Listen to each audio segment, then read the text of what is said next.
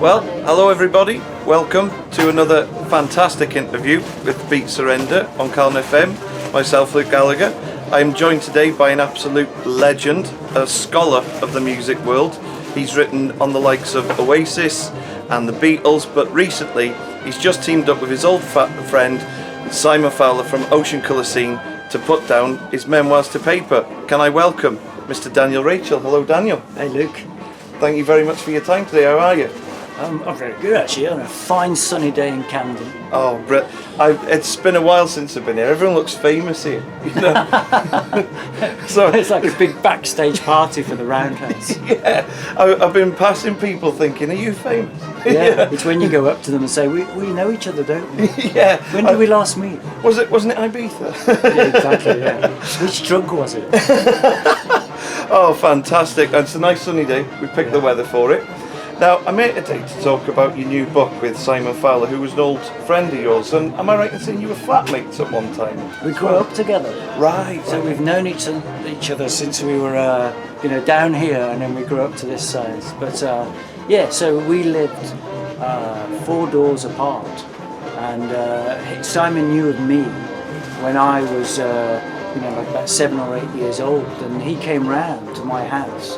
And apparently, I don't remember this, but he said we played football in the back garden with my brothers, and I was told to go in goal as the youngest. And apparently he fired a shot at me, and I did the classic thing which any child naturally does, as the ball was coming towards you, that I turned, and so out of fear, and then the ball whacked me on the backside. So he thought that was rather funny.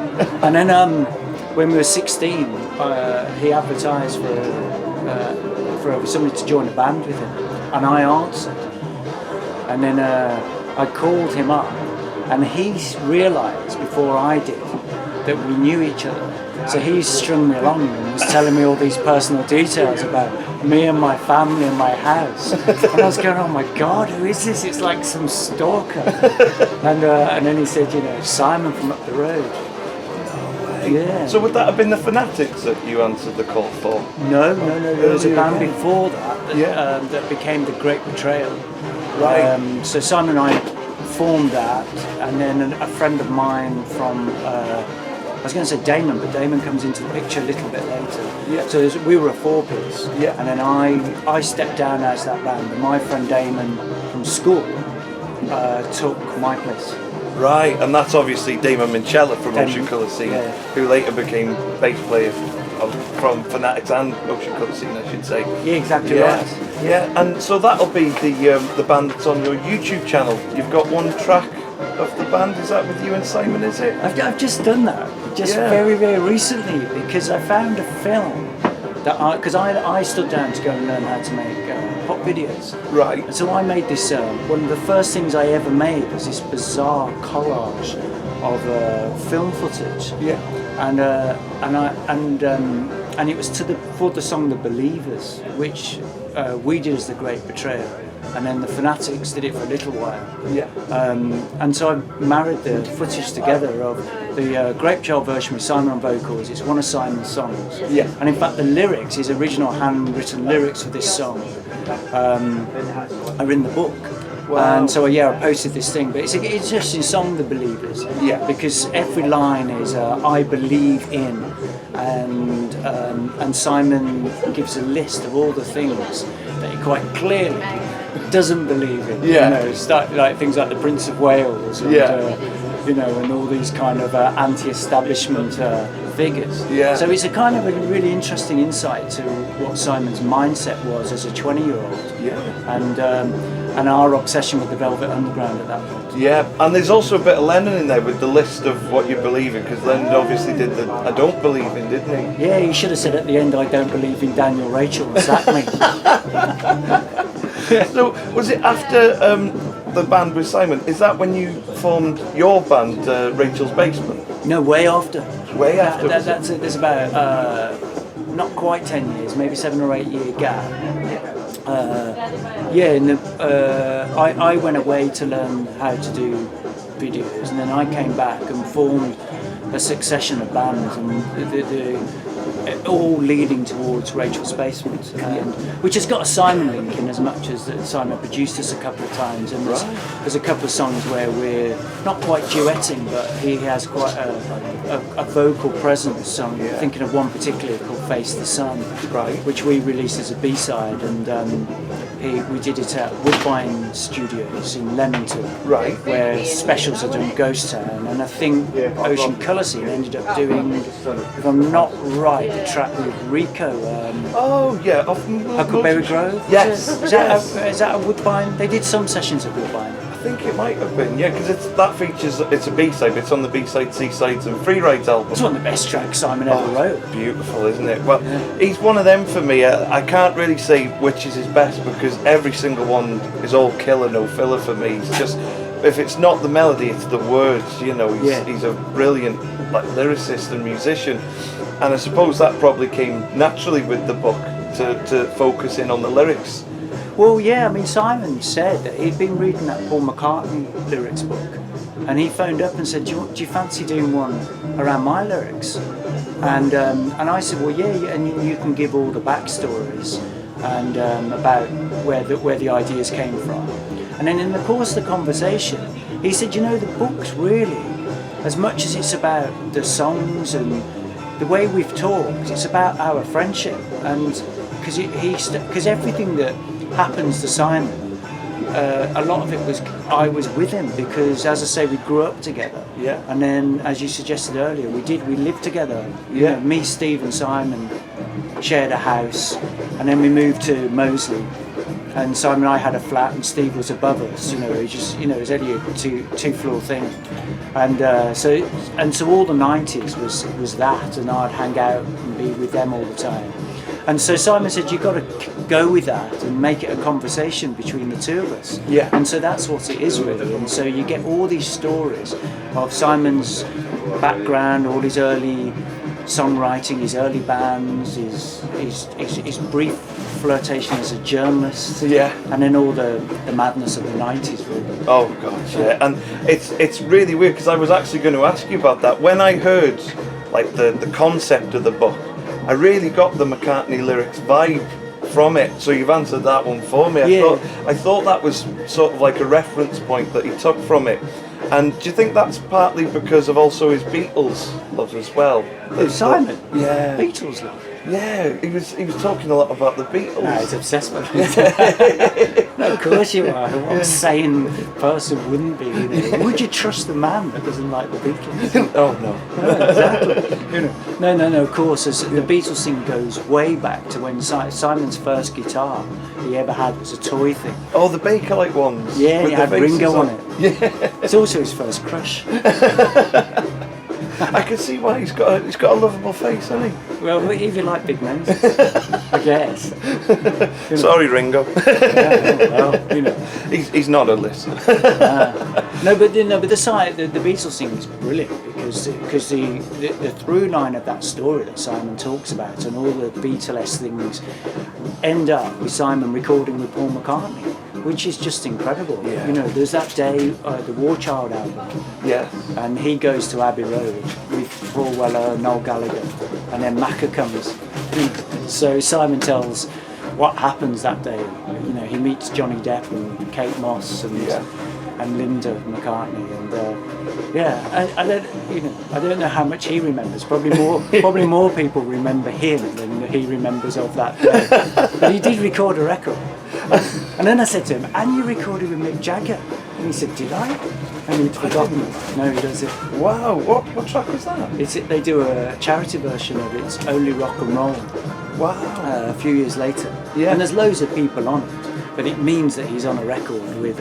Exactly. And they supported the Stones one time. There's a lovely story Simon tells about when they support the Stones. Oh, wow. So, there's Simon, who I knew as his mad fan of the Beatles and the Stones. Yeah. It's the reason why Jimmy Miller produced the first cuts of the first Ocean Colour Scene album, because Jimmy Miller produced this run of Amazing Stones records, and then he ends up supporting and hanging out with these figures. It's quite an incredible story. It's stuff dreams are made of, really, Exactly. isn't it? Yeah, It's exactly that. And it's nice when you know that Simon's such a big fan of his like heroes and stuff. When he actually gets to work with them, me personally, because I've been a singer myself, I know how much it would mean to me. So it's like, fair play, he's just a dream man. But the big one he talks about, which he was most nervous about, was Neil Young. Really? And he met Neil Young. He saw him. Before he saw him, he knew who the roadie was, and the roadie gave him Neil's spliff. So Simon had Neil's spliff. And he said to his regret he stubbed it out. He should have kept it and framed it. And then he saw Neil Young himself in a bar and went over and introduced himself. Because I've heard him mention Neil Young a lot as a big influence on him. So well, here's the thing for you, that when Simon and I lived together, Simon didn't have any possessions. He's not one for possessions at all, really. But he had two things, and they were really precious. One was a Gibson acoustic guitar that rarely came out. And so my Yamaha was in the living room, which became the battered used guitar. And the other thing he had was a triple LP of Decade by Neil Young, which he hid it in his sock drawer. So no one's touching that. No one's touching it. So you touched upon it a moment ago when you said that you remembered and a few people remember it a lot different to him. I suppose it was a good job you were there to fill in some of the blanks. But when you're sitting down writing a book like this together, is it a quick process? Because it's just like chatting, or do you have to plot? Oh, what should we talk about?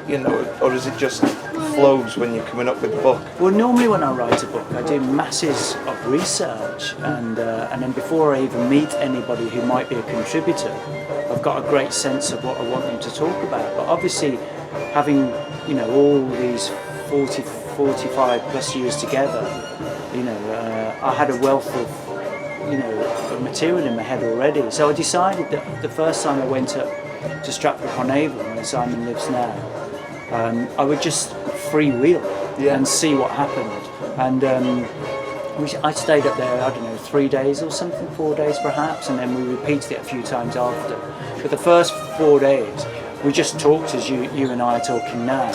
And I had maybe a list of songs, perhaps, maybe 8 or 9 songs, just Day We Caught the Train, Huckleberry Grove, Yesterday Today, things I wanted to ask him about. And then we just chatted, and I'd be forever saying, "Do you remember when?" He'd go, "What's that?" And I'd go, "When this happened." He goes, "Oh yeah." And then we'd just regale over it, and then I would just try and push him with a little taster, and then he would free up with the stories. And so we did that for ages. So you get that's what I mean. I think what Simon meant, when you get a real sense of two men that have grown up from boys to men, and have got this friendship, and that warmth and love for one another, I think is what comes through in the pages of the book, or I hope they do. Yeah. Because my girlfriend read it, and she said it's quite, it's really unusual for men of your vintage to talk positively about male friendship. Yeah. And that's what we are doing. Yeah. Ultimately, yeah. And that's a nice little thing. It's the human side of the music, then, isn't it?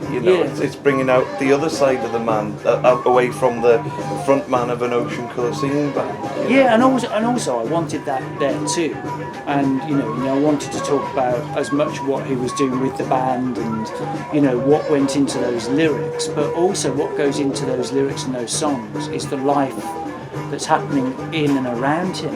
And also with Steve and Damon. I mean, Steve, I knew, we were friends at primary school. Wow. So so that connection of Damon and Steve, and then me, and then Simon coming in, is all within less than a mile of where we all grew up together. And I always think that's nuts, that this small group in this kind of backwater of nowhere all ended up doing something, those three together, and me taking my time, 20 years to get to writing books, but it happens eventually. And it's been a fantastic career in books, hasn't it? you've before Simon's book, I believe, if I've got my dates right, because I've got the copy at home. If you're watching, go out and buy it. You recently did a book on the 2 nights that Oasis did at Knebworth. Yes. Now, how did you pull all that together? Because that must have been absolutely bonkers to bring together. No, it's brilliant. That was really, and so exciting that Simon played in the afternoon on that gig, you know, and to see my mate, you know, up on stage, and then 125,000 people roaring back like Daily Caught the Train. That was sensational. But no, that was great because I'd previously done books with Noel Gallagher. Yeah. Is he your brother? Oh, I wish. He's my cousin. Your cousin, eh? No, but so Noel had been in a book I did on British songwriters. Yes, of course. Which is amazing because he said it was the best book he's ever read on songwriting, and gave us this beautiful quote for the paperback. And I think he was just thrilled that Weller was in it, and Lee Mavers and people like that, you know. Yeah. And then I did another book on the 90s on Cool Britannia, and Noel was a big and really funny contributor to that. So then I had the idea of a book on Knebworth, and so I went to Jill Furmanowski, who's like the de facto photographer for Oasis, and I've done them from the early years all the way pretty much to the end, and said, how about it, you know? And she said, I don't really know what I've got. Wow. And so we raided Jill's cupboard and found just all these amazing photographs, and then I got in contact with Noel and said, look, you know, I'm up for it, Jill's up for it, what do you reckon, do you think it'd be okay? And he was absolutely amazing, and just, you know, and gave us, through his management, the blessing, gave us all the support we wanted. And then and I think it's come out beautiful. I mean, Jill's photographs are stunning, aren't they? Oh, it's I bought it alongside to go with the film. Yes. Because it came out roughly. Within a couple of weeks. So was that planned with the company? Or just, when I spoke to Noel's management, they didn't tell me about the film. They just said, we've got some plans for next year, you know, meaning, or later in the year even, because I think it happened, we did it in the January, or started it, and then Knebworth was obviously August. Yeah. And they just said, we've got plans, but they didn't really say what. Yeah. And then, then when I remember when I sat down, because I spoke to Noel for a couple of hours, and Noel kept on going, how do you know all of this? And because I was telling him about things that had happened on either of the nights, and obviously he had seen this new cut of both nights and all that, and he didn't understand how I knew, because he knew that the management hadn't told me or given me anything in that respect. But so that was quite funny. And I've got a great memory. There's a point in that film, and you notice it in your book as well, and it sticks with me. I was watching the film in Gross, but Noel makes a really good point.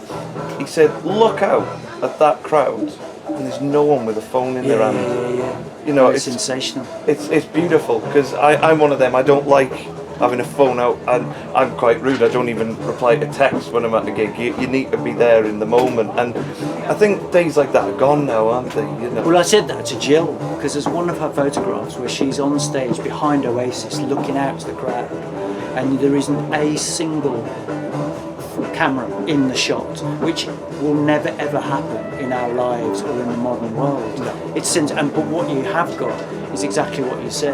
It's every single person in the moment, giving it to Oasis, and that's why that gig is so special, because it was part of everybody's youth and the 90s, but they were all giving and exuding that kind of sense of the times into that moment with the band on stage, and the air was just incredible.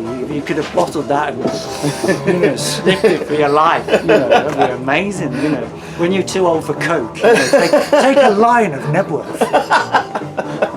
Because some people do have clippings of the grass from there, don't they? Do they? Yeah, I noticed on the Oasis Twitter when they were going through people's memories, people sending photos of bits of the grass. How'd you sell that grass for sale? Here come the cops. Imagine. Oh, it's fantastic. Now, you've had the most enviable position. You've just said in one of your previous books, how many was something mad? There was about 30 odd songwriters that you interviewed, wasn't there? For Over Island Noises. Yeah, exactly. Yeah, and Was that a difficult one, trying to get all the diaries synced and trying to get people on board? Oh my with God, it was almost impossible because I was Mr. Completely Nobody. No, you know, I'd been in a band and done some solo records, but things weren't going, you know, to plan really. It's just this grassroots thing that wasn't going where I wanted it to. And I'd had this idea of a book for a long, long time, almost 10 years before. And I'd basically got out my record collection. You know, who are the best bands and songwriters that Britain's ever had? You know, it's Ray Davies and it's Zeppelin and it's Johnny Rotten and the Pistols and the Smiths and, you know, so on. Yeah. And I thought, right, this is it. I'm going to do that book. Right, where's Noel Gallagher's phone number? You know, you do. Sorry, and so on. You know, how do you get hold of Jimmy Page? and I literally, that was it. Google Jimmy Page phone number, and you can imagine nothing, zero. And then I phone up a record company. Can I meet Sting? and who are you? I'm just doing this book, you know, goes down the phone. And so it was really, that was the story of virtually every single person I met and it was, or tried to meet. Yeah. So it was unbelievably hard. And if I remember correctly, I eventually got Paul Weller to agree to do it. And I knew that at the time, Paul used to drop off his kids at the playground and see Noel. And I said, you wouldn't. There's no chances, you know, when, you know, saying, see you later, kids, that you'd mentioned to Noel that I'm trying to do this book. And he was like, yeah, sure I could do that. and I maybe that happened, I don't know, it feels like it happened, because within a week I got Noel on board. And, you know, you got Weller and Noel and suddenly things were beginning to help and happen. That's a different book in itself, isn't it? You know, just them two. Oh, but he said, Noel's hysterical when you speak to him. It's like, you know, he's comedy man. Yeah. I was falling off the chair for 5 minutes, you know, just from his anecdotes and stories. Do you think you can ever coax a book out of him, do you think, one day? I don't think I'm the person, you know, but I'm sure he should just write them himself. You know, he's naturally gifted as a raconteur. Definitely, and he knows how to spin a yarn as well, doesn't he? Yeah. And I'd like to talk about, if we can, quick, the book you wrote on the Beatles, Just Like Some Forgotten Dream. Yeah. And it's kind of almost like a theory book, really, isn't it? It's if the Beatles never split up. Yeah, but the mad thing is, it's based on a fantastic premise of the Beatles record one more record, but everything in the book is complete fact.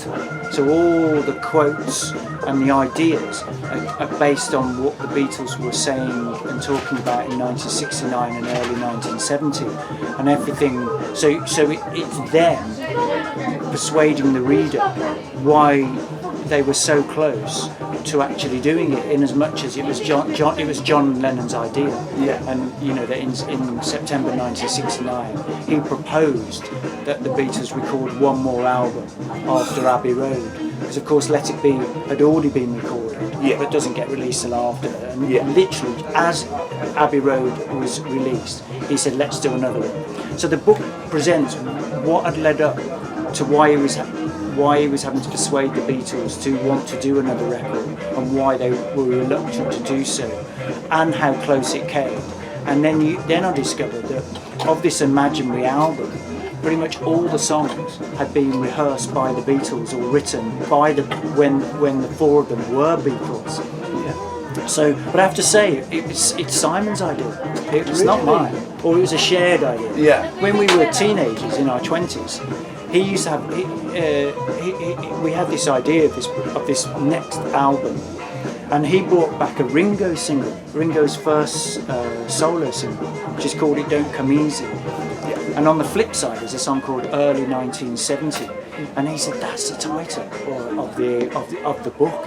Let's do a book, and then we'd get stoned or drunk or whatever, and they'd go, this has got to be on it. And what about this by John? And what about and each time we'd find another amazing track and just have that joy of that conversation, and then we'd go down the pub and we'd be going, give me some truth should be on the next beat, and then we'll find out that everybody loved talking about it. And so, but we were in our 20s then, and I thought it was a bit more of like I say, a pub parlour game kind of a conversation. I mentioned it to my publishers and they said, that's a brilliant idea, do it. Yeah. And so there it went. Wow. So it's dedicated to Simon because it's his it's our idea. Oh, brilliant. And I've had that discussion with a couple of friends many a time, and you always go for the generic ones first, don't you? It's sort of like the tracks that didn't make it to the albums at the time, like All Things Must Pass and Junk and stuff. Yeah. But then when you think about their later careers, like, wonder, and then you go into the thing of, well, would they have let, for argument's sake, something off Egypt Station fly, Oh yeah, but there's a big difference in what we were doing, is that it had to be strictly the next record. Right. So that I put a time on it, and so nothing that is written after 1970 can go on the record. Yeah. Because legitimately, if you had Live and Let Die, or Imagine, or any of the four Beatles writing after. It wouldn't have made the next Beatles album, but anything in 1970 would have done. So it's a real strict criteria. Yeah, you do like to put strict criteria on yourself, really, don't you? Do I? Well, I couldn't think of that task, and then trying to wrangle all them songs, because it's incredible work. I would guess, I see what you mean. Yeah, it's just you get an idea. Yeah. And then you, then we just follow it to make it happen. It's just like, wouldn't it be great if I could do this and just find the way to do it, Yeah. But working on someone's memoirs, if you like, it's not the first time you've worked with Ranking Rogers in the past on his book, haven't you? Yeah, it's true. Yeah. No, that was brilliant. Yeah. Ranking Roger the Beat, I'm a massive two-tone fan. Brilliant music, isn't it? Yeah. And so when Roger got in contact, because he loved Walls Come Tumbling Down, about Rock Against Racism, partly about the politics of two-tone. And he said, I was into that book so much, would you help me write my own book? Yeah. And which is incredibly flattering. And then, but the end of that story is we finished it literally 2 months before he died. Oh. So, but that time spent with him, and just fortuitously capturing his life in a book. He didn't know he was ill when he did the book, but it happened after, in the end process. And so, that was brilliant. And he's such a great person. Of course, Oscar from OCS ends up, drumming with the Beat in the 2010s. Yeah. And Steve's in the Fun Boy specials. It's really weird, isn't it? Yeah. Well, I was really lucky. It was quite a mad one a few months ago. I was in town in Wrexham, and Steve's son, sort of like a joint enterprise, opened a clothes shop in Wrexham, and Steve came to open it, do a DJ set, and then that night he was at my gig that I was doing Steve that was? night. Yeah. And What did he think? He was really, really complimentary about it, and he said, "Oh, I hope you meet again." And I was a bit too nervous, to be honest. And funny enough, with reference to the book, I said, "This man has been part of the band that gave me my life. I've been trying to rip him off, so I may as well carry on while he's here." And I did one for the road. Did you? Yeah. And he was like, wow, and he was singing along, and he was whistling along, and it was sort of like, this is happening. And then they moved on to another bar, and then I could actually relax a bit. But it's a memory I hold in my heart, and I've supported Simon and Oscar, and little memories of that still remain in my heart. They're a band so important to me and many other people. But I remember a couple of times in, I think it was around the time of Mosey Shoals into Marching Already, and I was in one particular moment, but I know it happened a few times, that we were in a pub in Birmingham watching a local band, and Steve was really into them, and went up at the end and wrote a cheque for £1,000 and said, get yourself some gear. Well, he didn't do that for me. Nah, Steve? Well, no, joking. He's blown all his money on clothes then. Yeah. No, but what a thing to do. Oh, it's incredible, He isn't gave it? Steinman a cheque for £1,000 when he went off the first time ever with Paul Weller to tour, because we were, living in Dolesville, and he came back and gave Simon £1,000. What an amazing thing to do. He is just a lovely guy all round, isn't he?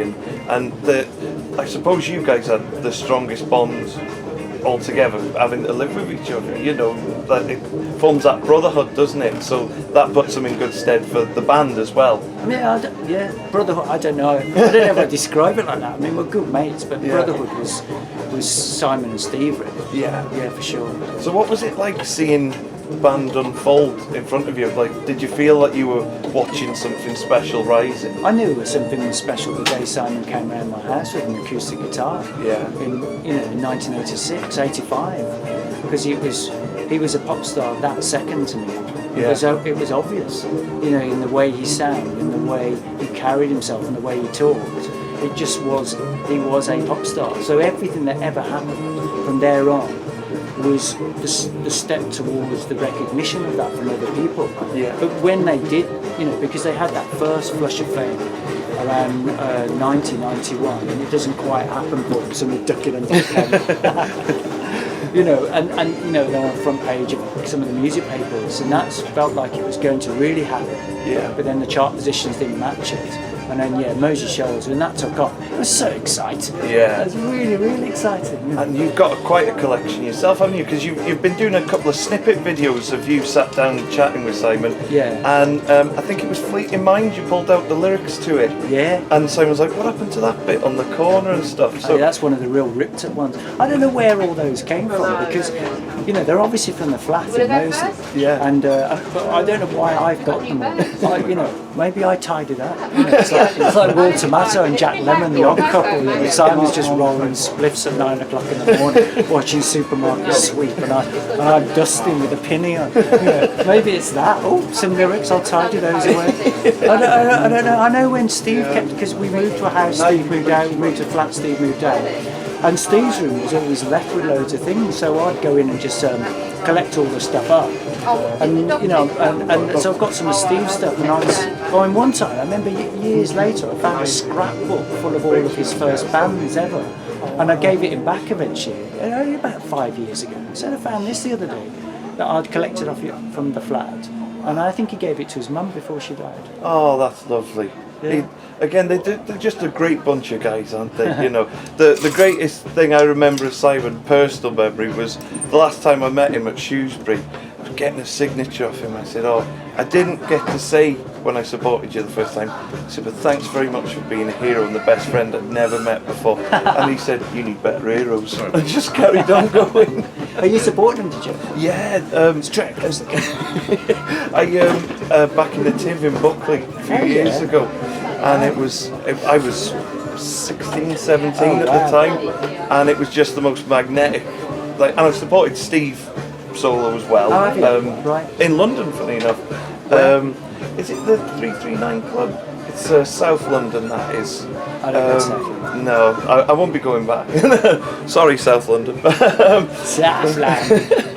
But I remember just being, I was at the venue early and I seen Simon and Oscar come in, and they just got such magnetic personalities, and I was just rooted to the spot. It was like, these guys are off my record sleeve, but they're actually walking in front of me, and it was, they just put me so at ease, and you can imagine just a chat like you've had with Simon, putting this book together. If walls could talk, I bet there were some great memories floating about in that room. Yeah, and with my band Rachel's Basement, we did quite a few dates off the Moses Shoals tour, and you know, around that period, obviously. So those were pretty sensational gigs, but they were on their own juggernaut at that point. You know, it's good.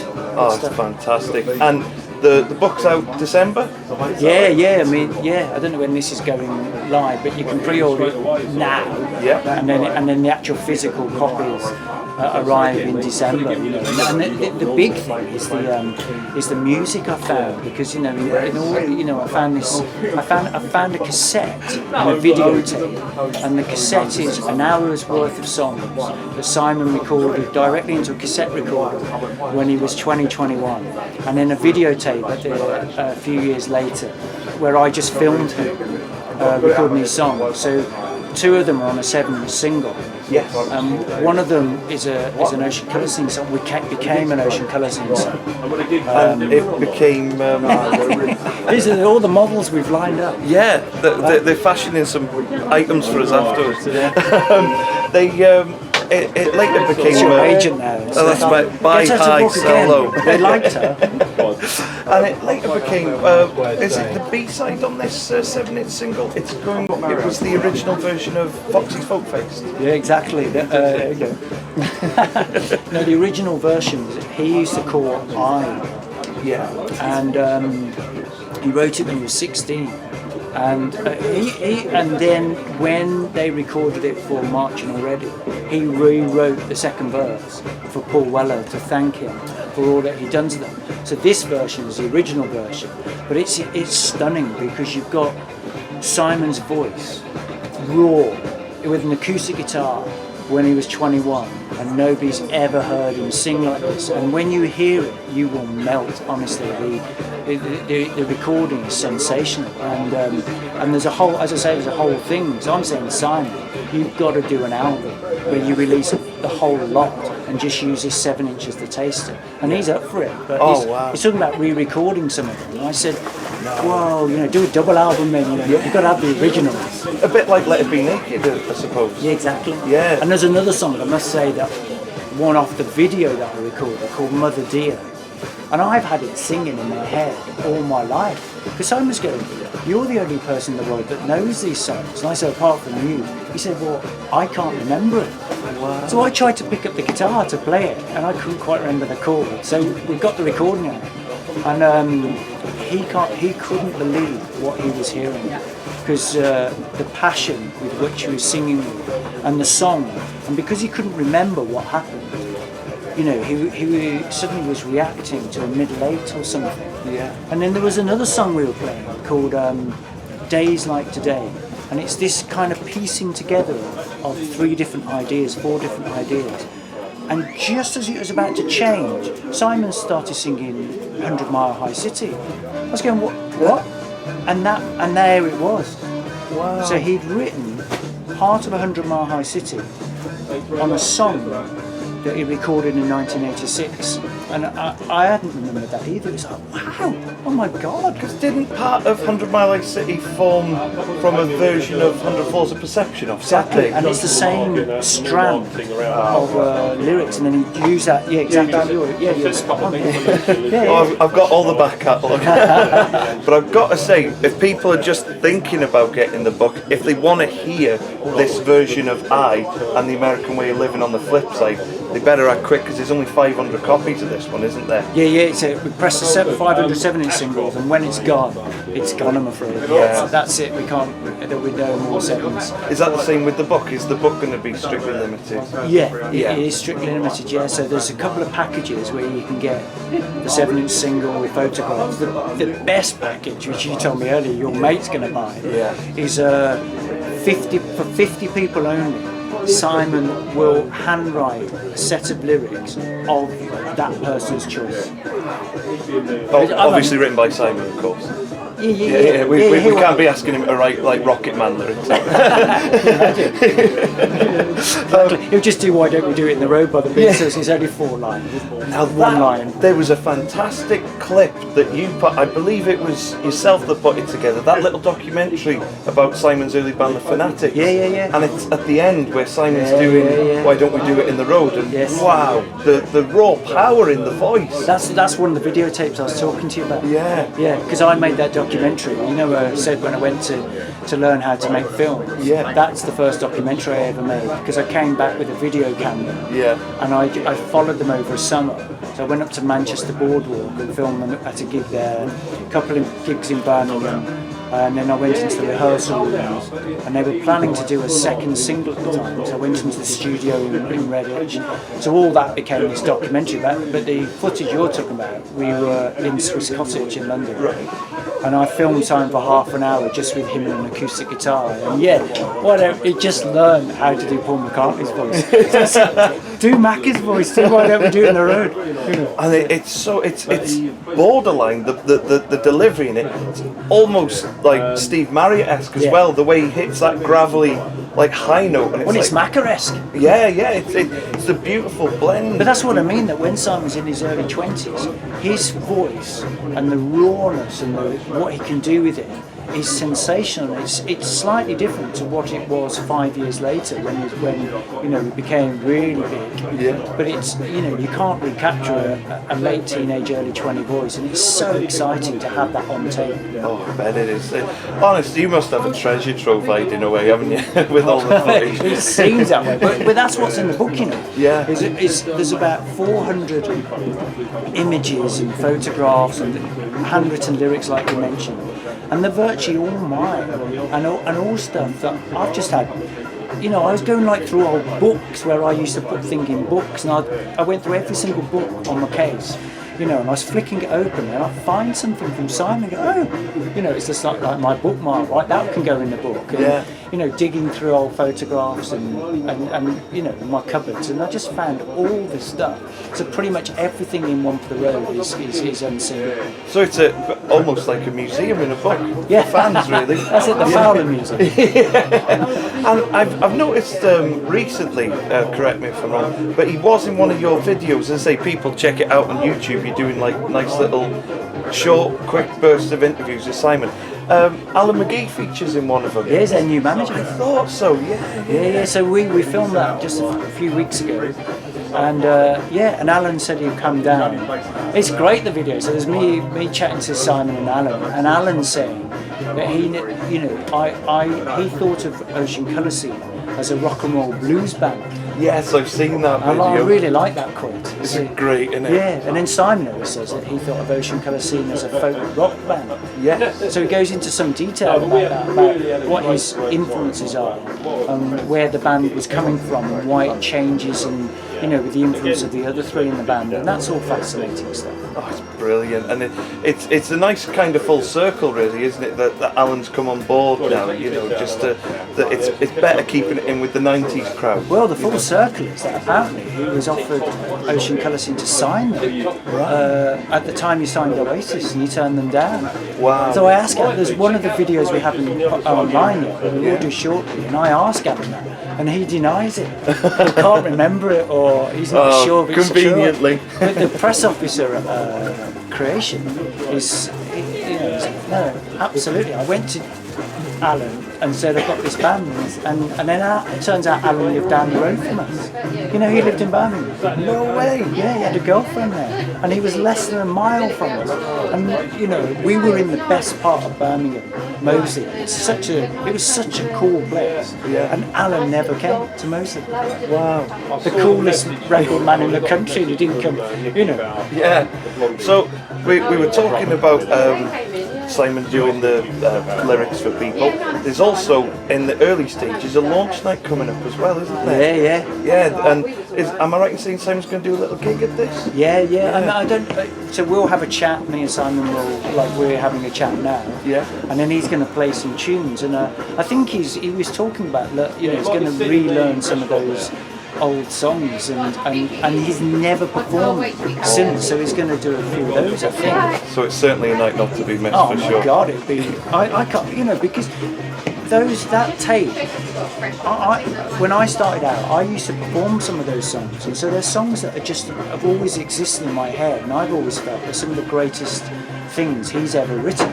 And I didn't realise that he'd forgotten most of them. So the idea that he's going to bring them back to life and perform them, I'm really excited to hear that. Oh, it's going to be fantastic. Yeah. Do you think there might be a release off the back of that, maybe? Yeah. Exactly, yeah. Oh, it'd be phenomenal. Yeah. But before I let you go, I've taken a lot of your time up. Before I let any of my guests go on this show, I do a thing called Trio of Tunes on the show. And when I play them, it's loosely linked. You know, they've got a theme or a connection. But I like to ask my guests what their trio of tunes would be. If I'm putting you on the spot like I am now, pick 3 songs for our listeners and a reason for them songs, please. By Ocean Colour Scene? By anyone, out of your personal record collection. What my best ever records? Yeah. Singles? Yes. Only her hair that Wow. makes her look a little bit bigger. It's real life size, it's down that one. Anakin UK, Brilliant. Sex Pistols. Oddly enough, I have tons of singles, and I don't own Anakin UK. And then when I realised I didn't have them, I've never bought it. I think I don't listen to it very often because I love it so much, and I get so excited by it. I love the joy of when I hear it by accident. Yeah. And I don't feel like that about any other song. I own everything I love, and but not that for some bizarre reason. I do own it on LPs. Yeah. And now I own it on CDs, but I just don't own the 7. Yeah. You know, another one, American Tune by Paul Simon. Oh, good show. Actually, there's a story like that. When Simon and I shared the flat, we'd been to a festival, and Simon made me take some drugs. He twisted your arm. Yes, and I was really, really ill. And an old mate of mine had sent me a cassette of Paul Simon songs, and I remember lying in the bath in the flat, and I put this cassette on. I put it on where you can have it going round and round over 2 sides. And I remember lying there feeling like the world was ending. I was caving in on myself in recovery. Another night where Simon said to me, "I thought you were going to die." Well, I thought so did I. And Simon was always there to save me. It happens a few times. But I remember as it went round, this one song came on, and I thought that is the most beautiful, greatest thing I've ever heard in my life. And then of course when I went back, I had to go around the whole tape to find it, and it transpired it was American Tune, and it's a sensational song with just the most incredible middle 8 that just goes whoa, and you just feel this release. And I mean, I love Paul Simon. Yeah. And a third song, but it'd have to be something by the Fabs. Rain. Oh, what a tune! Excellent show. A B-side. Yeah. We just, imagine writing Rain and it just becomes a B-side. Throw it out there, just little B-side, stick it on the other side. Yeah. Paul McCartney's bass line, the up on the neck, and just that really fast run, and then Lennon's voice, the way he kind of, just it modulates, undulates on the rain word, and the shine. Wonder where Liam got that from. Yeah, and it just that sounds like the music of the 90s, doesn't it? Oh yeah. The fact that Beatles did that in '66. It was almost the blueprint of Britpop in a way. Oh God, really? Oh, you're not into the term yourself, no? I don't know if I get it or not get it. I mean, I love a lot of the music, but there's a lot of it's like second division for sure. I mean, I think Elastic's album is amazing from that period. Everything Blurred, well, bar the first album. I enter on Modern Life is rubbish. Those two were really in very different ways, kind of very Britpop, and but what is Britpop really? What does it mean? Does it mean Elastica, where you're into early Adam the Ants and Stranglers, or does it mean Parklife, where you're into Madness and Pink Floyd? You couldn't have anything more, and yet journalists go, oh well, that's I think Britpop in a way to me is that kind of a certain staccato guitar crunch thing, and maybe a look of Fred Perry's and a few things like that.